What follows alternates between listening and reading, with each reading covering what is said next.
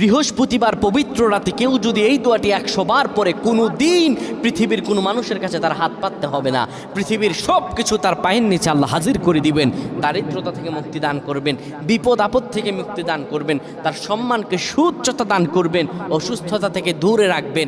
আল্লাহর অশেষ দয়া ও রহম তাকে দান করে দিবেন। সুবহানাল্লাহ। বৃহস্পতিবার রাত এটি গুরুত্বপূর্ণ রাত। এই রাত সপ্তাহে একদিন আসে।